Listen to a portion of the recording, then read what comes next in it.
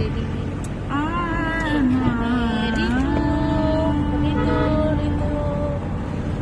সুব্রতা গাড়ি যাচ্ছে আর এখানে মীনাক্ষী। আমরা এখন মাতার বাড়িতে যাচ্ছি সবাই মিলে। আজকে অনেক অনেক আনন্দ হবে।